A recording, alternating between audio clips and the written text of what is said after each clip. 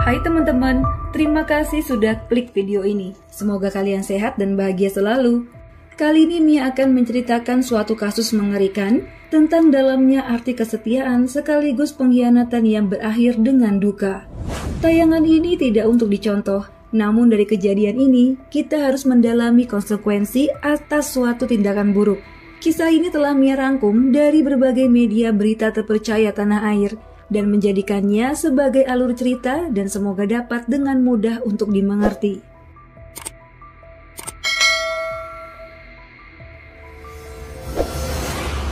Bermula pada kisah kasih dua insan manusia yang dimabuk cinta. Kita kenalan dulu dengan seorang pria bernama Rival berusia 27 tahun. Ia telah memiliki seorang istri yang dinikahi sah secara agama dan hukum. Anggap saja sang istri bernama Mawar. Dari pernikahannya dengan Mawar, mereka dikaruniai anak-anak yang lucu, 2 orang sekaligus. Walaupun pekerjaan Rival nggak jelas, alias kadang kerja, tapi lebih banyak nganggur. Keduanya merupakan warga dusun Wonokerto, Desa Kaliboto Kidul, Kecamatan Jatirojo, Lumajang, Jawa Timur. Warga menilai hubungan rumah tangga mereka harmonis dan baik-baik saja. Ya, seperti rumah tangga muda pada umumnya. Namun kebahagiaan pasangan muda ini dinodai oleh kelakuan buruk dari Rival. Karena dia rupanya telah kepincut janda kembang beranak 2. Padahal Mawar juga tak kalah cantik. Namun namanya laki-laki nganggur, bawaannya pengen celup sana, celup sini. Apalagi kalau nggak ada duit, tinggal modal wajah ganteng dan mulut yang manis. Ada aja wanita yang kelepek-kelepek. Nah, pesona Rival membuat si janda muda itu bertekuk lutut. Wanita muda bernama Diantri Sylvia atau biasa dipanggil Vita. Padahal dia tahu kalau Rival udah punya istri dan 2 anak, sama seperti dirinya. Tapi apa mau dikata, kalau udah cinta, suami orang pun tetap disikat. Sedikit informasi ya tentang Vita. Ia memiliki 2 anak, yang sulung berusia 7 tahun, sedangkan yang bungsu masih berusia 3 tahun. Lama-kelamaan jalinan asmara keduanya diketahui oleh keluarga Vita, yang mana mereka menuntut Rival untuk menikahi putri mereka supaya tidak terjadi gosip miring di antara warga desa. Nah, singkat cerita, pernikahan pun terjadi pada bulan Januari tahun 2022. Ya, entah pakai duit apa, intinya Rival berhasil menikahi Vita namun dengan cara nikah siri, alias nikah secara agama yang diketahui oleh pihak Vita saja, sedangkan keluarga Rival tidak ada yang datang. Pokoknya Rival berhasil mengelabui Mawar, sementara Mawar tidak menaruh curiga sama sekali. Yang ia tahu suaminya memang keluar untuk mencari pekerjaan dan kadang pulang dengan membawa upah hasil kerja. Pokoknya si Rival ini pintar ya menyembunyikan kelakuannya. Biasanya dia pamit mencari pekerjaan jika harus mengunjungi bini mudanya itu. Pada mulanya, pernikahannya dengan Vita berjalan sangat mulus. Namun ada saja sih perselisihan di antara mereka. Paling banyak sih masalah ekonomi. Lah, orang Rival aja nggak kerja, dan dia loh masih ada bini tua. Gimana mau cukupi kebutuhan keduanya? Sementara itu firasat Mawar sebagai istri sah mulai mencium adanya perilaku berbeda pada diri suaminya. Mulai dari tak romantis dan jarang pulang. Ya, walaupun tidur bersama, namun tetap janggal. Perihal ini dibicarakan langsung dengan Rival. Mawar bertanya, mungkinkah Rival memiliki wanita idaman lain? Tuduhan ini membuat pria itu jadi mengeluarkan keringat dingin. Desakan demi desakan bikin Rival uji nyali. Dengan mencoba jujur, jika dirinya memang memiliki seorang perempuan yang telah dinikahi secara siri. Dan belum sempat Mawar buka suara, Rival langsung minta izin jika akan menikahi wanita selingkuhannya itu secara sah di mata hukum. Wah, jelas aja Mawar ngamuk. Pantas saja belakangan ini sikap suaminya terasa dingin. Lantas, Mawar yang menahan emosi demi buah hatinya yang masih kecil, lalu bertanya dengan baik-baik. Siapa sih nama dan alamat rumah madunya? Tapi Rival gak ingin memberitahu ya, karena takut terjadi pertengkaran di antara keduanya. Namun Mawar tak pantang menyerah. Ia masih bersikap tenang dan mengorek informasi lagi. Akhirnya dengan berat hati, Rival memberitahu alamat dari madunya. Dan benar saja, gunung yang sudah mengeluarkan hawa panas kini meledak. Mawar menuju rumah madunya dan melabrak seluruh anggota keluarga. Saat pertama kali dia bertemu Vita, udah kayak orang kesetanan. Mawar memaki orang tua Vita. Mereka yang terkejut cuma bisa pasrah menghadapi amukan bini tua rival. Tak hanya sekali ya teman-teman, Mawar ini udah 2 kali datang ke rumah Vita. Yang terakhir kali, dia membawa air panas dan disiram ngasal ke arah madunya. Namun sayangnya malah terkena anak dari Vita yang masih kecil. Namun gak parah sih, cuma kecipratan dikit aja. Kemudian Mawar mengancam rival, jika ia tidak memutuskan hubungan dengan Vita, ia akan menghabisi mereka semua. Gertakan ini membuat rival jadi ketakutan. Padahal pria itu udah berusaha mendamaikan keadaan dengan tidak datang lagi ke rumah Vita. Dia berjanji akan selalu ada bersama Mawar. Namun sayangnya janji tinggallah janji. Bagaimana bisa rival meninggalkan Vita? Karena rupanya Vita tengah hamil 5 bulan. Hingga terjadi suatu peristiwa mengerikan yang menggemparkan warga desa. Pagi itu tanggal 28 Oktober tahun 2022 di sekitar persawahan yang lumayan sepi, tepatnya di desa Gedang Mas, Randuagung, ditemukan tubuh seorang wanita yang telah tewas dengan beberapa luka tusukan di sekujur tubuh. Penemuan ini sungguh memilukan, karena warga sempat merasa jika jasad itu adalah seorang pelajar SMA atau wanita yang masih di bawah umur gitulah. Namun setelah tim medis datang dan memeriksa jasad tersebut, mereka menemukan jika korban tengah hamil diperkirakan 5 hingga 6 bulan. Tim Jatandras yang telah mengolah TKP dan memeriksa identitas korban segera mengetahui jika ibu hamil itu bernama Dian Triselvia atau biasa dipanggil Vita.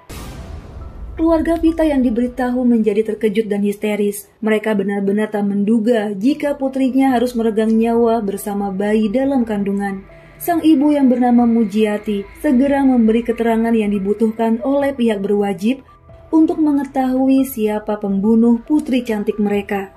Nah teman-teman, sampai di sini apakah kalian bisa menebak siapa sih pelaku di balik tewasnya Vita?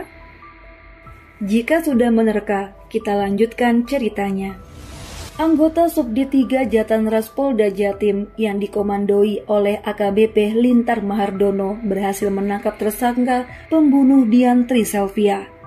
Tak lain adalah suami siri korban yang bernama Rival, warga Dusun Karangloh, Gedang Mas, Randuagung, Lumajang. Tersangka ditangkap saat bersembunyi di rumah kerabatnya pada hari Jumat tanggal 2 Desember tahun 2022, tepatnya di daerah Sampang, Madura. Saat ditangkap, Rival lagi tidur. Segera saja bapak polisi yang datang langsung membangunkan pria itu dan tanpa sempat cuci muka, Rival digelandang ke Mapolda Jatim, Surabaya.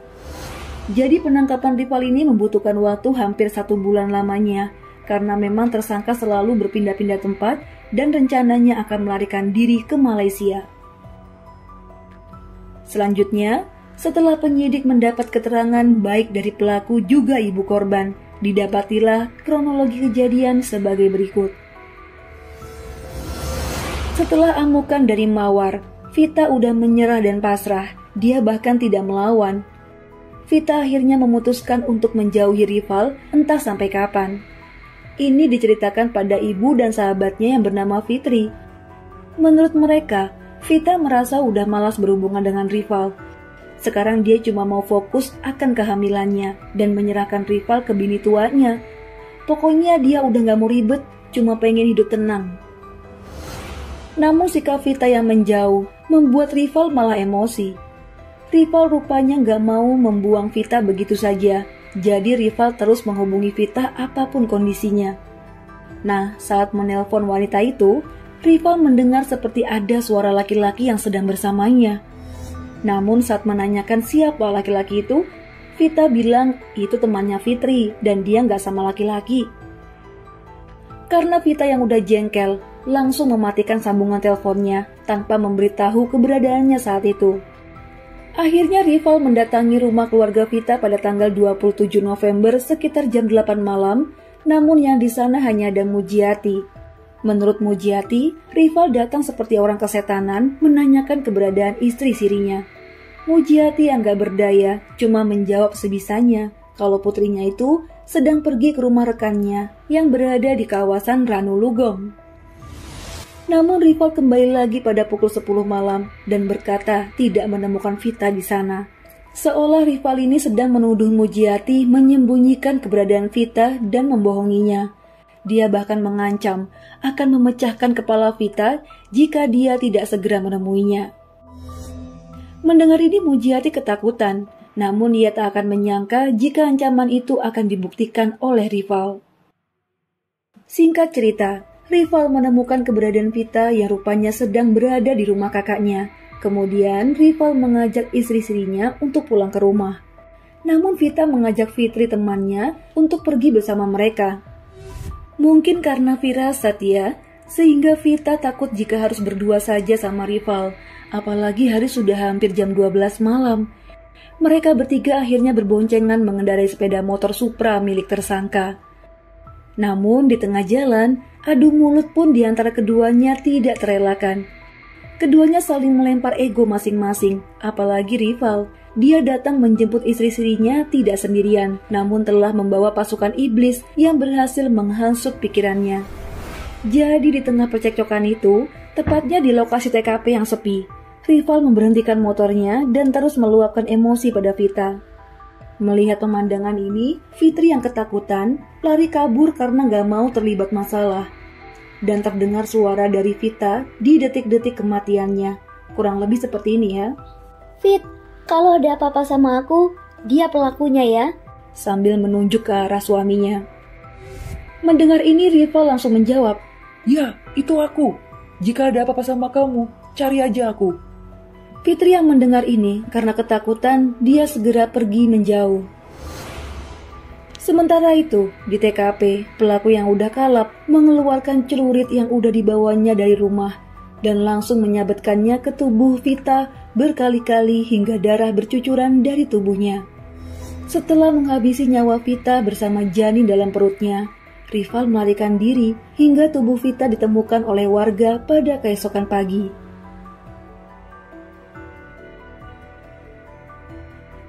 Nah teman-teman, setelah hebohnya peristiwa pembunuhan oleh suami ke istri-istrinya, masyarakat menjadi berspekulasi apakah perbuatan keji ini murni karena rival cemburu atau dorongan dari istri tuanya. Saat konferensi pers di Mapolda Jatim, ada hal menarik yang dapat dibidik oleh kamera wartawan, yaitu saat rival dengan tangan diborgol memasuki area jumpa pers. Dia malah kelihatan malu-malu. Dari sudut matanya terlihat jika di balik maskernya itu, wajahnya terlihat tertawa. Seolah tidak takut atau menyesali perbuatan kejinya yang udah membacok istrinya berkali-kali. Malah saat difoto-foto sama media nih, dia ngomong gini. Apaan sih? Kayak artis aja di foto-foto. Sambil tertawa malu. Padahal memang benar sih, fotonya akan dijadikan sampul majalah kriminal.